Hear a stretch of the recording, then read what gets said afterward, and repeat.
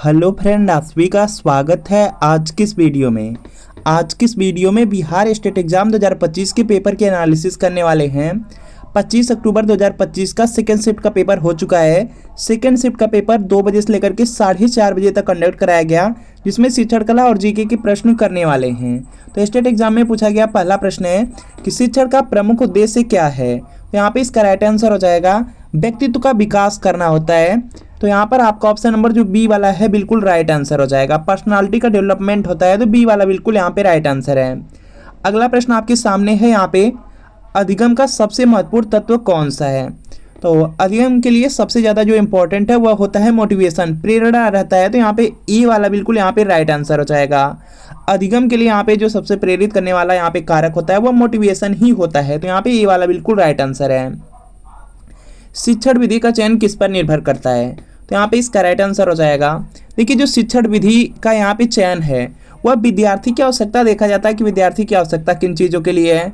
शिक्षक की योग्यता पर डिपेंड करता है और विद्यालय की स्थिति पर यहाँ पे जो शिक्षण विधि है उसका चयन होता है। तो यहाँ पे उपर्युक्त सभी हो जाएगा। तो यहाँ पे डी वाला बिल्कुल राइट आंसर हो जाएगा। इसके बाद नेक्स्ट है आपका यहाँ पे कि प्रोजेक्ट विधि के प्रवर्तक कौन थे। तो यहाँ पे इसका राइट आंसर हो जाएगा किलपैट्रिक हैं। याद रखेंगे जो प्रोजेक्ट विधि है इसके प्रवर्तक किलपैट्रिक हैं। सी वाला बिल्कुल राइट आंसर है, इंपॉर्टेंट है। अगला प्रश्न आपके सामने के अधिगम शब्द का प्रयोग सबसे पहले किसने किया। तो यहाँ पे इसका राइट आंसर हो जाएगा जो अधिगम शब्द है जिसका अर्थ यहाँ पे सीखना है या लर्निंग होता है, इसका यहाँ पे जो प्रयोग है थार्नडाइक ने सबसे पहले किया था। तो डी वाला बिल्कुल यहाँ पे राइट आंसर हो जाएगा। अगला प्रश्न आपके सामने की थार्नडाइक के अनुसार अधिगम का प्रमुख नियम कौन सा है। तो यहाँ पे इसका राइट आंसर हो जाएगा थार्नडाइक के अनुसार देखेंगे अधिगम का जो प्रमुख नियम है इसमें तत्परता का नियम, अभ्यास का नियम, परिणाम का नियम, यह तीनों के तीनों नियम आ जाते हैं। तो उपर्युक्त सभी वाला जो डी वाला है यह बिल्कुल यहाँ पे राइट आंसर हो जाएगा। अगला है कि प्रश्न पूछने की कला का संबंध किससे है। तो यहाँ पे इसका राइट आंसर हो जाएगा, यहाँ पे जो प्रश्न पूछने की कला है इसका जो संबंध है वह शिक्षण कौशल से होता है। तो यहाँ पे ए वाला बिल्कुल राइट आंसर हो जाएगा। अगला प्रश्न है कि ब्लूम के शैक्षिक उद्देश्यों का वर्गीकरण किस क्षेत्र से संबंधित है। तो यहाँ पे इसका राइट आंसर हो जाएगा, देखिए जो ब्लूम का शैक्षिक उद्देश्य जिसका वर्गीकरण किया गया था यह संज्ञानात्मक क्षेत्र, भावात्मक क्षेत्र और मनोचालक क्षेत्र, इन तीनों से यहाँ पे संबंधित है। तो उपर्युक्त सभी वाला जो डी वाला है यह राइट आंसर। माइक्रो टीचिंग की अवधि सामान्यतः होती है। तो जो माइक्रो टीचिंग है इसके बारे में आप जानते हैं कि इसमें जो अवधि रहती है वो 5 से 10 मिनट की रहती है। तो यहाँ पे ये वाला बिल्कुल राइट आंसर हो जाएगा। अगला प्रश्न है कि शिक्षण प्रक्रिया का प्रथम चरण क्या है। तो यहाँ पे इसका राइट आंसर हो जाएगा जो शिक्षण प्रक्रिया होती है उसमें सबसे पहले आप प्लान बनाते हैं, योजना बनाते हैं। तो यहाँ पर आपका ऑप्शन नंबर जो ए वाला है यह बिल्कुल यहाँ पे राइट आंसर हो जाएगा। अगला प्रश्न आपके सामने की शिक्षण कौशल का अर्थ है। तो यहाँ पे इसका राइट आंसर हो जाएगा जो आपकी अध्यापन में जो पढ़ाते हैं उसमें जो दक्षता होती है वही आपका क्या है, शिक्षण कौशल होता है। तो यहाँ पे ए वाला बिल्कुल राइट आंसर हो जाएगा। अगला प्रश्न आपके सामने की शिक्षक का सबसे बड़ा गुण क्या है। तो यहाँ पे इसका राइट आंसर हो जाएगा जो सहनशीलता होती है। शिक्षक में धैर्य और सहनशीलता रहती है जो कि सबसे बड़े गुण में आते हैं। यहाँ पे ये वाला बिल्कुल राइट आंसर हो जाएगा। अगला है कि अनुशासन बनाए रखने का जो सर्वोत्तम तरीका है वह क्या है। तो यहाँ पे इसका राइट आंसर हो जाएगा जो प्रेरणा देना होता है यह क्या है, अनुशासन बनाए रखने का सबसे अच्छा तरीका है। तो सी वाला बिल्कुल यहाँ पे राइट आंसर हो जाएगा।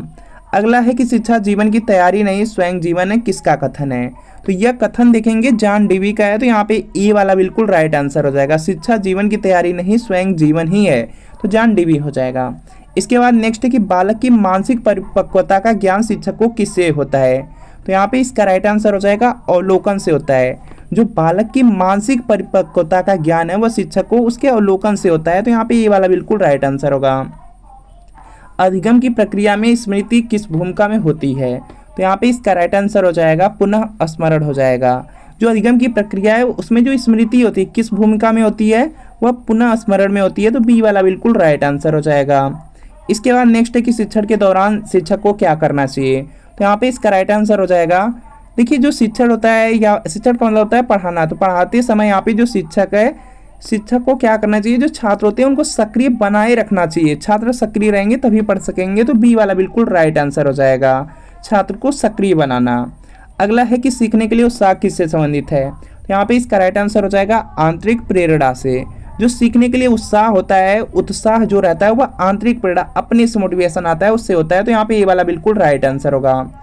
अगला है कि बालक किस प्रकार सीखता है। तो यहाँ पे इसका राइट आंसर हो जाएगा बालक देखेंगे अपने अनुभव से, अनुकरण से, दूसरे कोई कुछ करते हैं तो उससे नकल करके अनुकरण से सीखते हैं, प्रयास एवं भूल से सीखते हैं, तो इस तरह से देखेंगे तो प्रयुक्त सभी से हो जाएगा। डी वाला बिल्कुल राइट आंसर हो जाएगा। अगला है कि शिक्षक में जो फीडबैक है इसका उद्देश्य है, तो यहाँ पे इसका जो राइट आंसर है यह देखेंगे हो जाएगा यहाँ से सुधार करना। फीडबैक देना मतलब फीडबैक में क्या होता है कि जो भी गलतियां रहती है उसको बताया जाता है, फिर उसमें सुधार किया जाता है फीडबैक से। तो यहाँ पे ये वाला बिल्कुल राइट आंसर होगा सुधार करना। इसके बाद नेक्स्ट शिक्षण प्रक्रिया का अंतिम चरण है, तो यहाँ पे इसका राइट आंसर हो जाएगा शिक्षण प्रक्रिया में देखेंगे सबसे लास्ट में आपका मूल्यांकन आता है, तो यहाँ पे ये वाला बिल्कुल राइट आंसर होगा। अगला है कि थार्नडाइक का यहाँ पे दिया गया है, यहाँ पे जो प्रयास और भूल है सिद्धांत किससे संबंधित है, तो यहाँ पे इसका राइट आंसर हो जाएगा यह अधिगम से है। अधिगम से इसका संबंध किससे है, अधिगम से है, प्रयास एवं भूल का सिद्धांत है, तो ये वाला बिल्कुल राइट आंसर है। शैक्षिक उद्देश्यों में जो समझना है किस क्षेत्र में आता है, जो समझना है वह देखेंगे आपका आ जाता है संज्ञानात्मक क्षेत्र में। यहाँ पर आपका ऑप्शन नंबर जो ए वाला है यह बिल्कुल राइट आंसर है।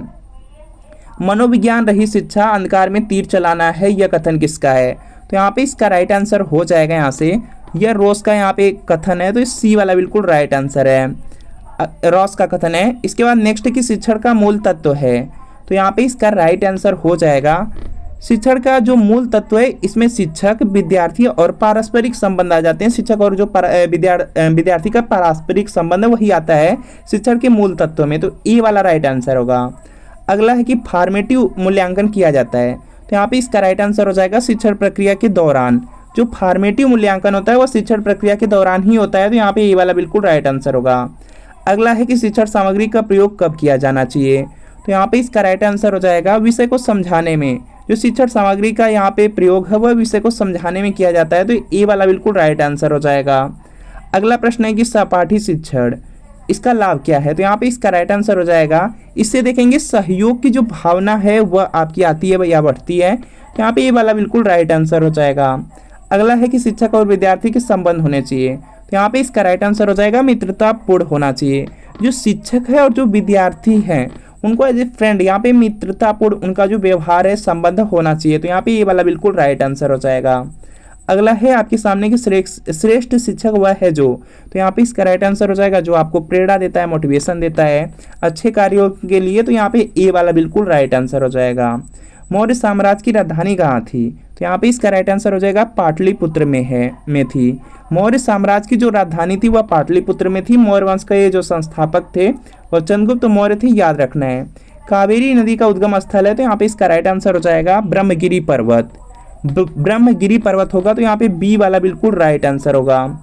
अगला है कि भारत के राष्ट्रपति को हटाने की प्रक्रिया कहाँ वर्णित है, तो यहाँ पे इसका राइट आंसर हो जाएगा जो अनुच्छेद 61 है। अनुच्छेद 61 में देखेंगे भारत के राष्ट्रपति को हटाने की प्रक्रिया का वर्णन किया गया है, ए वाला राइट आंसर है।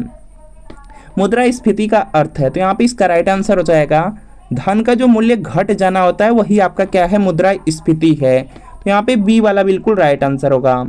अगला प्रश्न आपके सामने कि भारत की पहली परमाणु परीक्षण स्थल कौन सा है, तो यहाँ पे इसका राइट आंसर हो जाएगा यहाँ से पोखरण में। जो भारत का पहला परमाणु परीक्षण है वो पोखरण में किया गया था, तो यहाँ पे बी वाला बिल्कुल राइट आंसर हो जाएगा।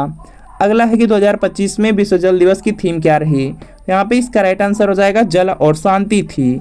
ऑप्शन नंबर ए वाला बिल्कुल राइट आंसर है। अगला है कि वस्तु का द्रव्यमान किससे मापा जाता है, तो जो वस्तु का द्रव्यमान होता है वह आपके यहाँ पे बैलेंस हो जाएगा, बैलेंस से, तो यहाँ पे बी वाला बिल्कुल राइट आंसर होगा। इसके बाद नेक्स्ट आपका यहाँ पर है कि परमाणु में इलेक्ट्रॉन की खोज किसने की थी, तो यहाँ पे इसका राइट आंसर हो जाएगा इलेक्ट्रॉन की खोज दिया गया जे थॉमसन ने किया था, तो यहाँ पे ए वाला बिल्कुल राइट आंसर होगा। इलेक्ट्रॉन की खोज जे थॉमसन ने किया है, तो ए वाला बिल्कुल राइट आंसर है। अगला है कि मनुष्य के शरीर में सबसे बड़ी ग्रंथि कौन सी है, तो यहाँ पे इसका राइट आंसर हो जाएगा यकृत हो जाएगा, लीवर हो जाएगा, लीवर हो जाएगा। तो यहाँ पर आपका ऑप्शन नंबर जो बी वाला दिया गया है यह बिल्कुल यहाँ पे क्या है राइट आंसर है यकृत। यह मानव शरीर की सबसे बड़ी ग्रंथि है। इसके बाद नेक्स्ट आपका आ जाता है कि बिहार के किस जिले में बुढ़वा महादेव मंदिर प्रसिद्ध है, तो जो बुढ़वा महादेव मंदिर है वह है गया में, तो यहाँ पर आपका ऑप्शन नंबर सी वाला बिल्कुल राइट आंसर हो जाए। अगर आप बिहार स्टेट एग्जाम के पेपर फर्स्ट या पेपर सेकंड की तैयारी कर रहे हैं तो शिक्षण कला और अन्य दक्षता के लिए आप प्रीवियस ईयर क्वेश्चन पेपर से तैयारी कर सकते हैं, क्योंकि स्टेट एग्जाम में 150 प्रश्न पूछा जाता है। 100 नंबर आपका सब्जेक्ट से, जो 50 प्रश्न रहेंगे वह शिक्षण कला और अन्य दक्षता से रहेंगे। जो शिक्षण कला और अन्य दक्षता के प्रश्न रहते हैं, अगर उसके लिए सिर्फ आप प्रीवियस ईयर क्वेश्चन पेपर कर लेते हैं तो उससे आपको 35 से 40 प्रश्न आपको सीधे सीधे देखने को मिलेंगे। तो प्रीवियस ईयर क्वेश्चन पेपर आपको 2019, 2020, 2023 और 2024 का करना है। सभी के सभी प्रीवियस ईयर पेपर आपको मिलने वाले भी हैं और इसमें आपका शिक्षण कला, जीके, रीजनिंग, मैथ सभी के सभी सब्जेक्ट रहेंगे। पूरे 46 पेपर का प्रीवियस ईयर पेपर का हल मिलेगा। आंसर की के साथ एक्सप्लेनेशन रहेगा, सॉल्यूशन, व्याख्या सब कुछ रहने वाला है। वीडियो के नीचे डिस्क्रिप्शन में आपको एक लिंक मिलेगी, लिंक को क्लिक करना है, नाम, मोबाइल नंबर फिल करना है, सिर्फ 30 रुपये का पेमेंट करना है। जैसे 30 रुपये का पेमेंट करेंगे तुरंत आपका जो प्रीवियस ईयर पेपर का PDF होगा डाउनलोड हो जाएगा। अगर इससे तैयारी कर लेते हैं तो आपको शिक्षण कला और अन्य दक्षता में काफ़ी ज़्यादा हेल्प मिलने वाली है। काफ़ी अच्छा स्कोर आप बिहार स्टेट एग्जाम में कर सकते हैं।